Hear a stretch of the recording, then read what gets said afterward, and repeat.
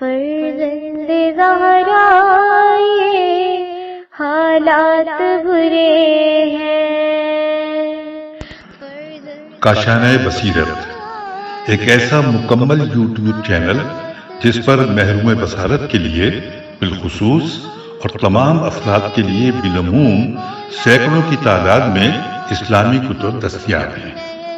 لہذا گزارش ہے کہ آپ اپنی ذمہ داری نبھاتے ہوئے کاشانہ بصیرت کو سبسکرائب کرنے کے ساتھ ساتھ بیل آئیکن کو پریس کیجیے تاکہ آپ علم کے حصول کے ساتھ ساتھ مذہب اہل بیت کی اشاعت میں بھی اہم کردار ادا کرتے رہیں۔ کاشانہ بصیرت۔ فرزند زہرا یہ حالات برے ہیں۔ اعوذ باللہ من الشیطان الرجیم، بسم اللہ الرحمن الرحیم۔ رب اشرح لی صدری ویسر لی امری واحلل عقدۃ من لسانی یفقہوا قولی۔ اللہم صلی علی محمد وآل محمد وعجل فرجہم۔ کاشانہ بصیرت کی انتہائی عزیز سامعین کرام، السلام علیکم ورحمۃ اللہ وبرکاتہ۔ تفسیر الکوثر کی جلد نمبر 1 کی ریڈنگ کا 24واں پارٹ آپ کی خدمت میں حاضر ہے۔ ثم بعثناكم من بعد موتكم لعلكم تشكرون۔ پھر تمہارے مرنے کے بعد ہم نے تمہیں اٹھایا کہ شاید تم شکر گزار بن جاؤ۔ تشریح کلمات: بعث بے عین سے، مرنے کے بعد اٹھانا۔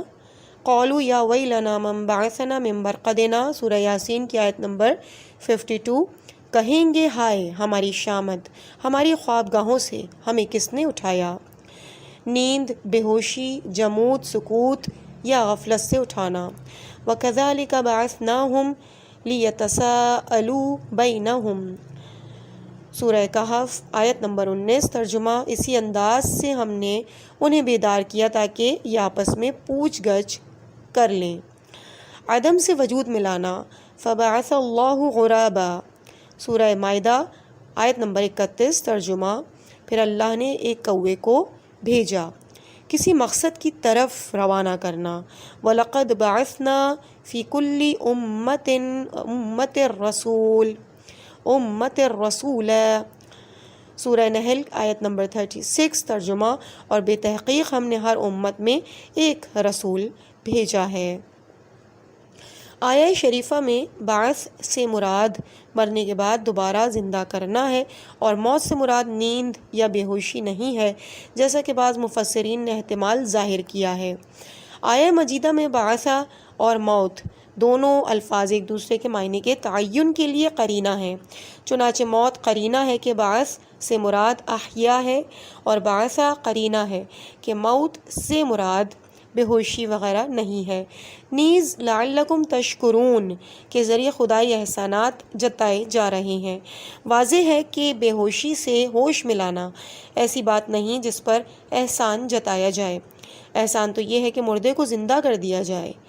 تفسیر آیات: بنی اسرائیل کے مطالبے پر جب حضرت موسیٰ علیہ السلام 70 افراد کو لے کر کوہ طور پر گئے اور بارگاہ خداوندی میں ان کا مطالبہ پیش کیا تو آسمان سے رعب دار اور ہیبت ناک بجلی ان پر گری، جس کی وجہ سے وحشت زدہ ہو کر سب کے سب بے جان ہو کر زمین پر گر پڑے۔ یہ ماجرا دیکھ کر حضرت موسیٰ نہایت پریشان ہوئے کہ قوم کو کیا جواب دوں گا۔ چنانچہ انہوں نے ان الفاظ میں خدا سے دعا کی: پروردگارا، اگر تو چاہتا تو انہیں اور مجھے پہلے ہی ہلاک کر دیتا۔ کیا تو ہمارے کم عقل لوگوں کے اعمال کی سزا میں ہمیں ہلاک کر دے گا؟ یہ تو تیری ایک آزمائش تھی جس سے تو جسے چاہتا ہے گمراہ کرتا ہے اور جسے چاہتا ہے ہدایت دیتا ہے۔ تو ہی ہمارا آقا ہے، پس ہمیں معاف فرما اور ہم پر رحم فرما، اور تو معاف کرنے والوں میں سب سے بہتر ہے۔ سورہ اعراف کی آیت نمبر 155۔ مندرجہ بالا بیان سے یہ بات بھی واضح ہو گئی ہے کہ صاعقہ کی وہ تفسیر مبنی برحقیقت نہیں جس کے مطابق یہ کہا جاتا ہے کہ حضرت موسیٰ ان افراد کو ایک آتش فشاں پہاڑ کے پاس لے گئے تھے تاکہ یہ لوگ خوف زدہ ہو جائیں۔ اہم نکات: نمبر 1، ابتدائی زندگی سے موت واقع ہونے کے بعد کی دوسری زندگی زیادہ قابل شکر ہے۔ نمبر 2، موت کے بعد دنیا میں دوسری زندگی اتمام حجت کا آخری مرحلہ ہے۔ وَظَلَّلْنَا عَلَيْكُمُ الْغَمَامَ وَأَنزَلْنَا عَلَيْكُمُ الْمَنَّ وَالسَّلْوَىٰ كُلُوا مِن طَيِّبَاتِ مَا رَزَقْنَاكُمْ وَمَا ظَلَمُونَا وَلَٰكِن كَانُوا أَنفُسَهُمْ يَظْلِمُونَ۔ اور ہم نے تمہارے اوپر بادل کا سایہ کیا اور تم پر من و سلوہ اتارا، ان پاکیزہ چیزوں میں سے کھاؤ جو ہم نے تمہیں عنایت کی ہیں، اور وہ ہم پر نہیں بلکہ خود اپنی ہی جانوں پر ظلم کرتے تھے۔ تشریح کلمات: الغمامہ، غین میم میم، بادل جو آسمان کو ڈھانپ دے۔ ابر کا ٹکڑا ہو تو اسے غمامہ کہتے ہیں، اور اگر بارش برسائے تو اسے سحاب کہتے ہیں۔ غم اس اندوہ کو کہتے ہیں جو قلب انسان کو ڈھانپ لیتا ہے۔ المن، میم نون نون، وہ احسان جو کسی ایسے پر کیا جائے جس کا وہ سزاوار نہ ہو۔ اذا کفرت النعمت حسنت المنہ، جب نعمت کی ناشکری ہو تو احسان جتانا درست ہوتا ہے۔ یہاں پر من، میم نون زبر من سے مراد وہ خاص غذا ہے جو اللہ تعالیٰ نے صحرائے سینا میں بنی اسرائیل پر نازل فرمائی۔ من کے مختلف معنی بیان کیے گئے ہیں، مثلا میٹھا گوند، شہد، شربت، ترنجبین، شہد کی طرح گاڑی، لذیذ، اور شبنم کی طرح صاف۔ بقول توریت من اوس کی شکل میں گرتی تھی یا اوس کی شکل میں گرتی تھی۔ السلویٰ، سین لام واو، لفظی معنی تسلی اور آسائش کے ہیں۔ فلان فی سلوتی من العیش، یعنی فلاں شخص آرام کی زندگی گزار رہا ہے۔ یہاں پر یہ لفظ ان پرندوں کے لیے استعمال ہوا ہے جو اللہ تعالیٰ نے صحرائے سینا میں بنی اسرائیل کے لیے بھیجے تھے۔ یہ پرندے بٹیروں سے ملتے جلتے تھے۔ تفسیر آیات: اس آیت میں ان انعامات کا ذکر ہے جن کی وجہ سے بنی اسرائیل کو صحرائے سینا کی دھوپ اور فاقوں سے نجات ملی۔ ہو سکتا ہے کہ بنی اسرائیل کو صحرائے سینا کی دھوپ کی تپش سے محفوظ رکھنے کے لیے عطا ہونے والا ابر کا سایہ کوئی معجزانہ سایہ نہ ہو بلکہ اللہ کی عام نعمتوں کی طرح ہو، لیکن آیات کے لب و لہجے سے یہ اندیہ ملتا ہے کہ ابر کا سایہ بھی معمول سے ہٹ کر ایک خصوصی انعام تھا جو بنی اسرائیل سے مختص تھا، ورنہ عمومی لحاظ سے صحرائے سینا میں کوئی ایسی بلند پہاڑی نہیں جس سے سمندر کے آبی بخارات ٹکرا کر بادل کی صورت میں بنی اسرائیل پر چھائے رہتے۔ اس کے علاوہ چونکہ بنی اسرائیل 40 سال تک اس صحرا میں بھٹکتے رہے، ریفرنس سورہ مائدہ آیت نمبر 26، ترجمہ: اللہ نے فرمایا وہ ملک ان پر 40 سال تک حرام رہے گا، وہ زمین میں سرگرداں رہیں گے۔ لہٰذا بظاہر یہی معلوم ہوتا ہے کہ بادلوں نے 40 سال تک ان پر سایہ کیے رکھا۔ تفسیر البرہان جلد نمبر 1 کے صفحہ نمبر 222 میں حضرت امام حسن عسکری علیہ السلام سے منقول ہے کہ المن سے مراد ترنجبین ہے جو درختوں پر گرا کرتی تھی۔ تفسیر قمی میں ہے کہ وَيَنزِلُ عَلَيْهِمْ، المیزان جلد نمبر 1 191، ترجمہ ہے من رات کو نازل ہوتی ہے، یعنی میم نون زبر من، اور نباتات درختوں اور پتھروں پر گرتی تھی جسے وہ کھاتے تھے۔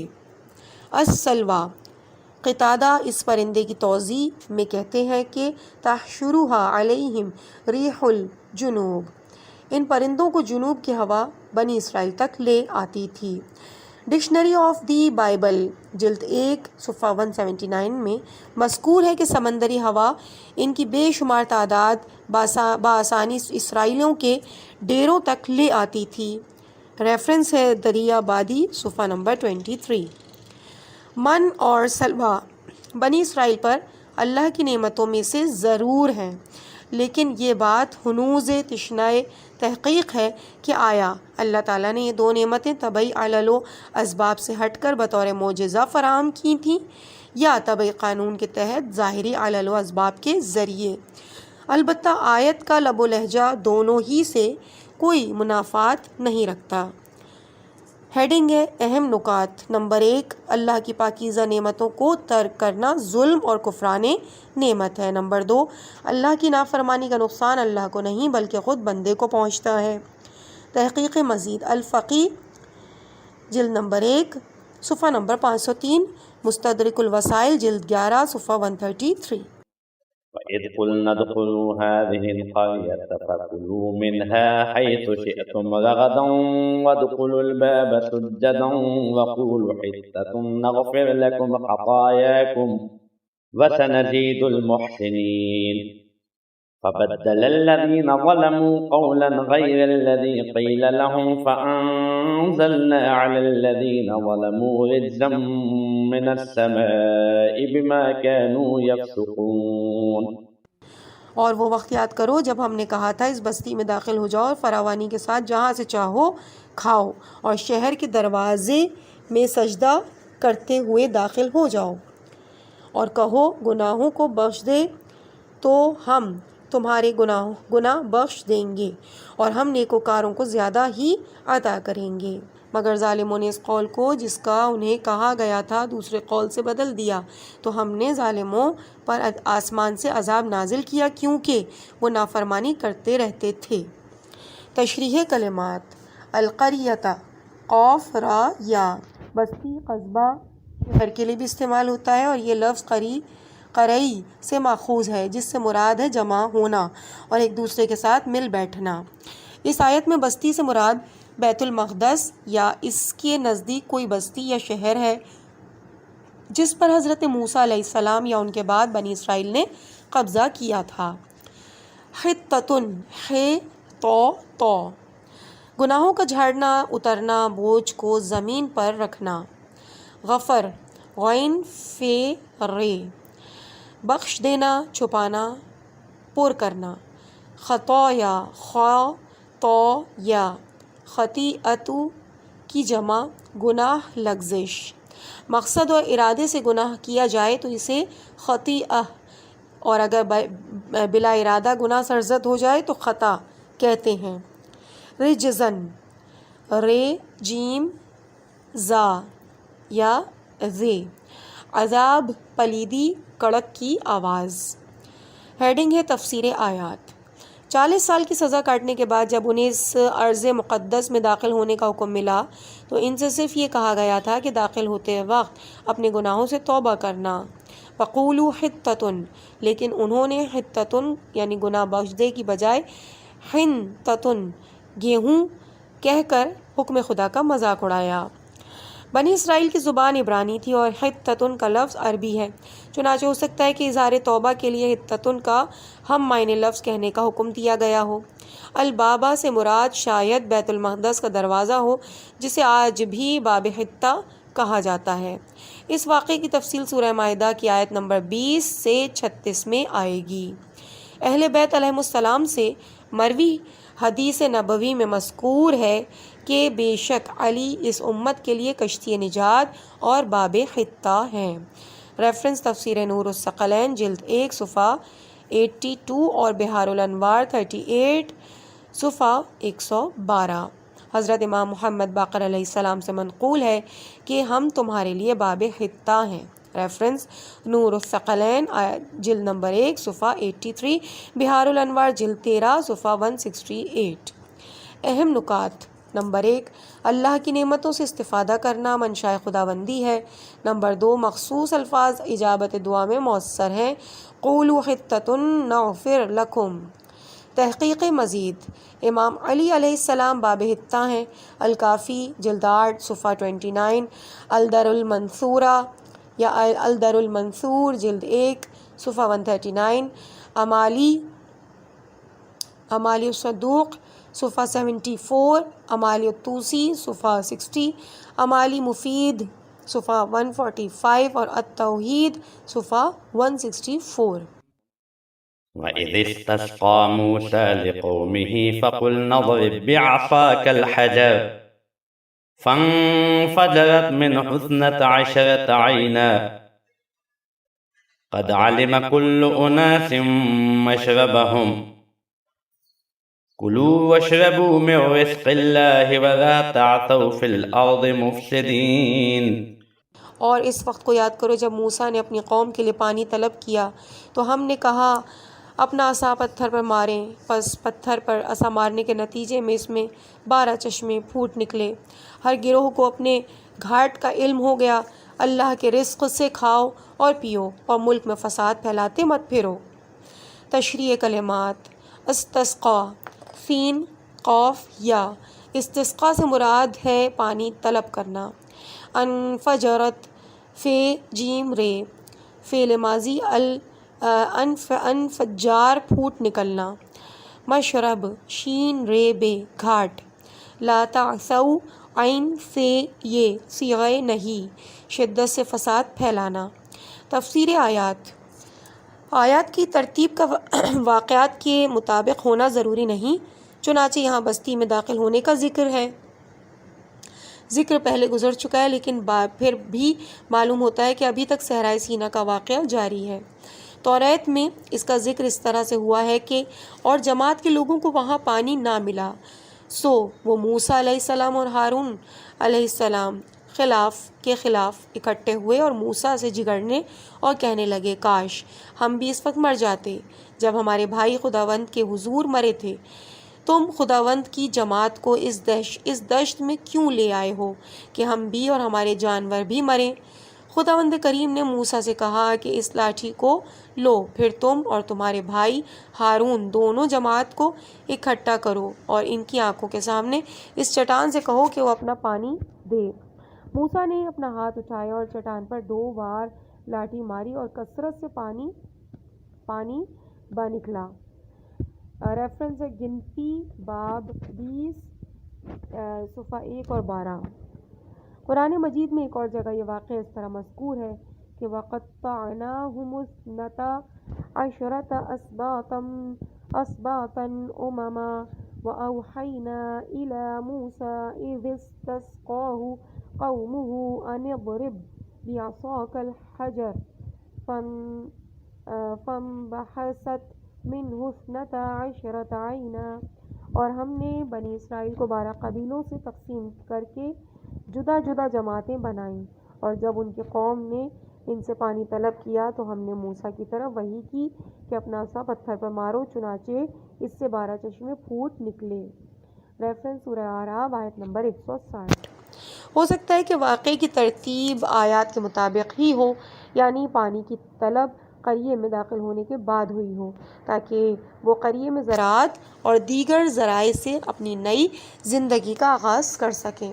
بنی اسرائیل کے مختلف قبائل کے اخلاقی انحطاط کا یہ عالم تھا کہ وہ سب مل کر ایک ہی گھاٹ سے پانی نہیں لے سکتے تھے، اس لیے ہر قبیلے کو پانی کا الگ چشمہ فراہم کیا گیا، یعنی 12 قبیلوں کے لیے 12 چشمے. کچھ روشن خیال افراد نے ضرب عصا کا معنی یہ لیا کہ ضربا فی الارض پہاڑی اور پتھریلے راستوں پر چلنا، جبکہ یہ ظاہر قرآن کا سراسر خلاف ہے، کیونکہ اولاً ضرب چلنے کے معنوں میں اس وقت استعمال ہوتا ہے کہ جب وہ فی کے ساتھ استعمال ہو رہا ہو. ثانیاً ضربا سے اگر چلنا مراد لیا جائے تو عصا اس وقت مربوط ہو سکتا ہے جب محل کلام مسافت طے کرنا یا معذوری بتانا ہو، جبکہ یہاں محل کلام طلب آب ہے. ثالثاً علاقہ بے شک کوہستانی اور پتھریلا ہو، اس پر چلنا ضرب فی الارض ہی کہلائے گا، یعنی ضرب فی الحجر کہنا عربی محاورے کی روح سے درست نہیں. ہیڈنگ اہم نکات. نمبر 1 رزق خدا سے لطف اندوز ہونا. رزق خدا سے لطف اندوز ہونا حکم خدا کے مطابق. کلو و اشربو شرط یہ ہے کہ رزق خدا کھا اور پی کر اس زمین میں فساد نہ پھیلایا جائے. ولا تعثوا فی الارض. نمبر 2 معجزات بھی علل و اسباب کے تابع ہیں. عصا کا مارنا. تحقیق مزید الیقین صفحہ 244. المستدرک الوسائل جلد 15 صفحہ 62. وَإِذْ قُلْتُمْ يَا مُوسَى لَن نَّصْبِرَ عَلَىٰ طَعَامٍ وَاحِدٍ فَادْعُ لَنَا رَبَّكَ يُخْرِجْ لَنَا مِمَّا تُنبِتُ الْأَرْضُ مِن بَقْلِهَا وَقِثَّائِهَا وَفُومِهَا وَعَدَسِهَا وَبَصَلِهَا قَالَ أَتَسْتَبْدِلُونَ الَّذِي هُوَ أَدْنَىٰ بِالَّذِي هُوَ خَيْرٌ اهْبِطُوا مِصْرًا فَإِنَّ لَكُم مَّا سَأَلْتُمْ وضربت عليهم الذلة والمسكنة وباءوا بغضب من الله ذلك بأنهم كانوا يكفرون بآيات الله ويقتلون النبيين بغير الحق ذلك بما عصوا وكانوا يعتدون۔ اور وہ وقت یاد کرو جب تم نے کہا تھا اے موسیٰ ہم ایک ہی قسم کے طعام پر ہرگز صبر نہیں کر سکتے، پس آپ اپنے رب سے کہہ دیجئے کہ ہمارے لیے زمین سے اگنے والی چیزیں فراہم کرے جیسے ساگ، ککڑی، گیہوں، مسور اور پیاز۔ موسیٰ نے کہا کیا تم اعلیٰ کی جگہ ادنا چیز لینا چاہتے ہو؟ ایسا ہے تو کسی شہر میں اتر جاؤ، جو کچھ مانگتے ہو تمہیں مل جائے گا۔ اور ان پر ذلت و محتاجی تھوپ دی گئی اور وہ اللہ کے غضب میں مبتلا ہو گئے۔ ایسا اس لیے ہوا کہ وہ اللہ کی آیات کا انکار کرتے رہتے تھے اور انبیاء کو ناحق قتل کرتے تھے، اور یہ سب اس لیے ہوا کہ وہ نافرمانی اور حد سے تجاوز کیا کرتے تھے۔ تشریح کلمات: طعام، طا عین مین، سازگار کھانا، طعام سے ماخوذ ہے جس کا معنی چکھنا ہے۔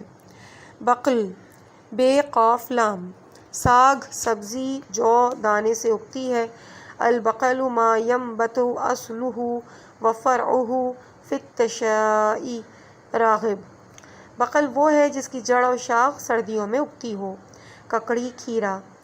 فوم، گیہوں، لہسن، ہر وہ دانہ جو روٹی بن سکے۔ معصوم کی روایت میں فوم سے مراد گیہوں ہے۔ بصل، پیاز۔ با، بے واو حمزہ، پلٹ آنا، ٹھکانہ بنانا، جگہ ہموار کرنا۔ چنانچہ حدیث نبوی صلی اللہ علیہ وآلہ وسلم ہے، جو شخص جان بوجھ کر میری طرف جھوٹی نسبت دے گا تو وہ آتش جہنم کو اپنا ٹھکانہ بنا لے گا۔ ریفرنس ملا یحذر الفقیہ، جلد نمبر 4، صفحہ 262۔ مصر، شہر، حدود۔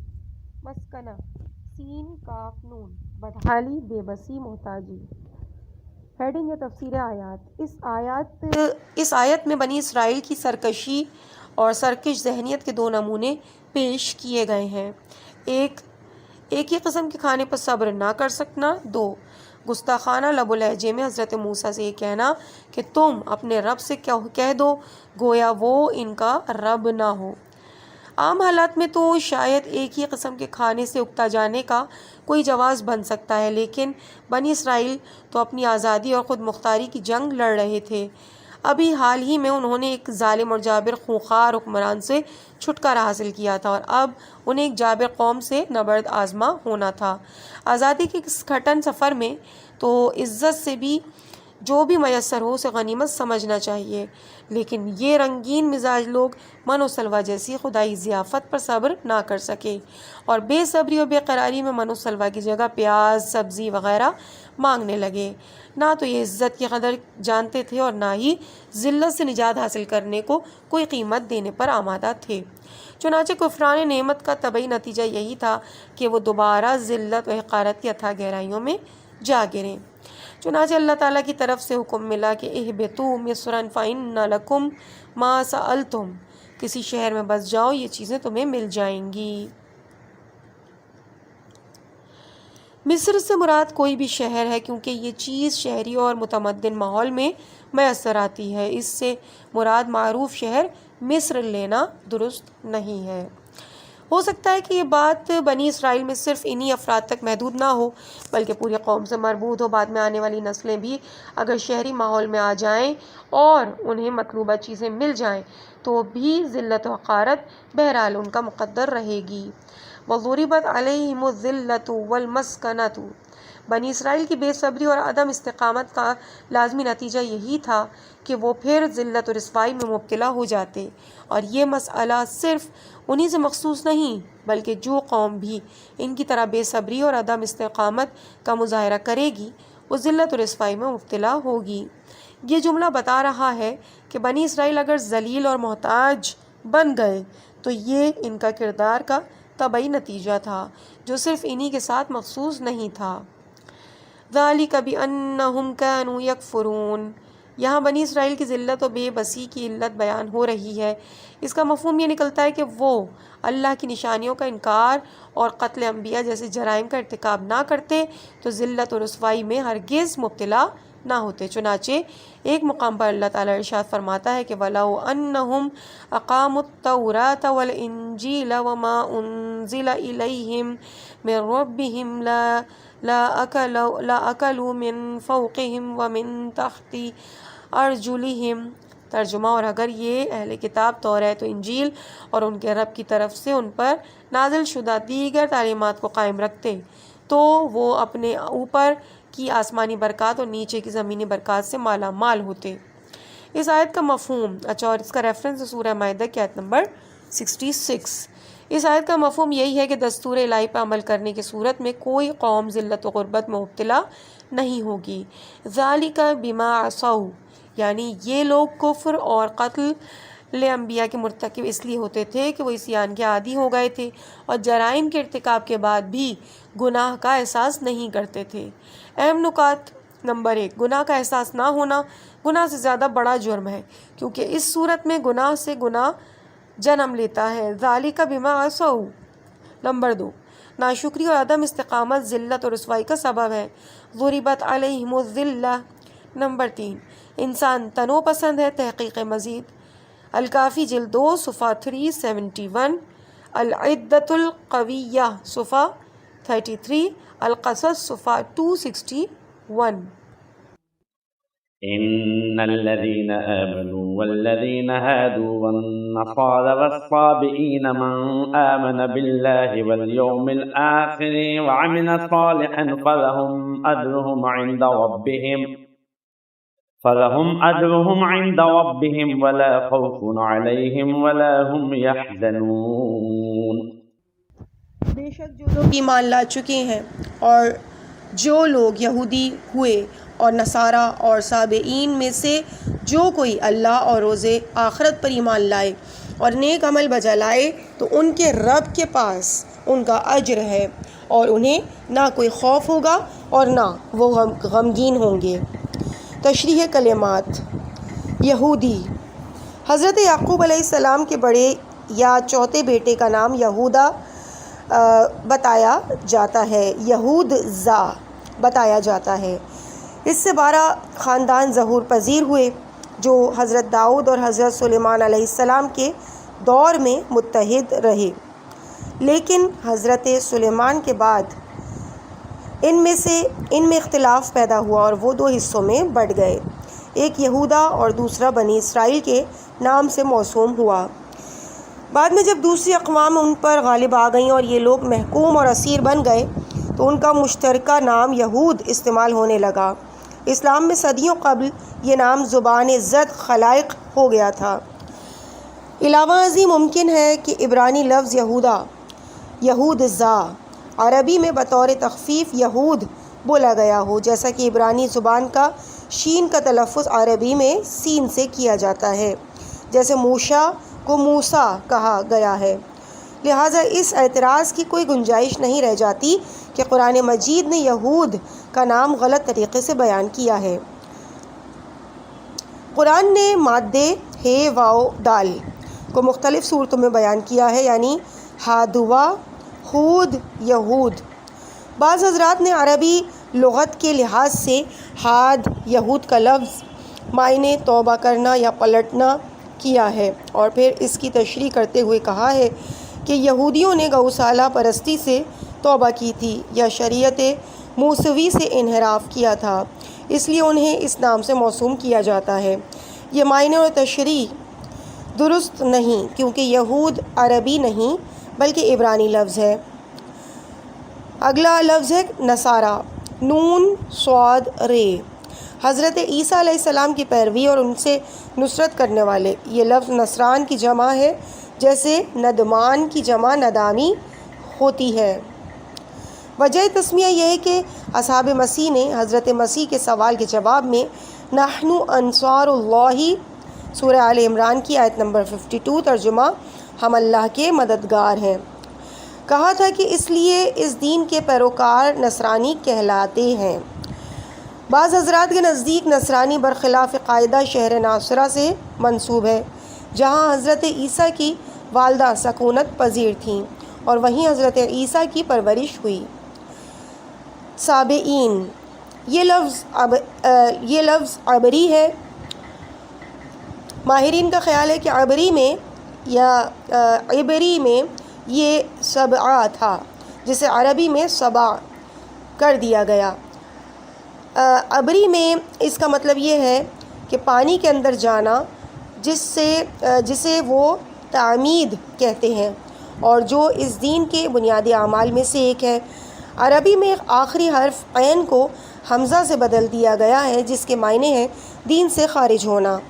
یہ لوگ اپنے مذہب کو حضرت یحییٰ بن زکریا علیہ السلام سے منسوب کرتے ہیں اور اس وقت عراق اور ایران کے علاقے خوزستان میں ان کی قلیل تعداد آباد ہے۔ تفسیر آیات شریفہ کا ماحصل یہ بنتا ہے کہ اللہ اور روز آخرت پر ایمان لانے والے اور اعمال صالحہ بجا لانے والے، خواہ مسلمان ہوں یا یہودی، عیسائی ہوں یا صابی، جس ملت اور مذہب سے تعلق رکھتے ہوں، انہیں اجر و ثواب ملے گا۔ ان کے لیے نہ تو کوئی خوف ہوگا اور نہ کوئی غم، یعنی اپنے زمانے کے برحق نبی اور ان کی کتاب پر ایمان لانے کے بعد عمل صالح بجا لانے والا نجات پائے گا۔ شان نزول، حضرت سلیمان رضی اللہ تعالیٰ عنہ نے حضور اکرم صلی اللہ علیہ وآلہ وسلم سے سوال کیا، میرے ان ساتھیوں کا کیا بنے گا جو اپنے دین پر عمل پیرا تھے اور عبادت گزار تھے؟ اس پر مندرجہ بالا آیت نازل ہوئی۔ ابتدائی اسلام میں یہ سوال بہت سے مسلمانوں کو درپیش تھا کہ دین مسیح کے پیروکاروں کے آباء و اجداد کا انجام کیا ہوگا۔ ان کی تشفی کے لیے یہ آیت نازل ہوئی کہ اگر وہ اپنے مذہب کے مخلص پیروکار اور عبادت گزار تھے تو نجات پائیں گے۔ ہیڈنگ اہم نکات۔ نمبر 1، ہر دور کے اہل ایمان کو دونوں جہانوں میں امن و سکون ملے گا۔ ولا خوف علیہم ولا هم یحزنون۔ عزیز سامعین، اس مقام پہ ہم ریڈنگ کے اس پارٹ کو یہیں پہ روکتے ہیں۔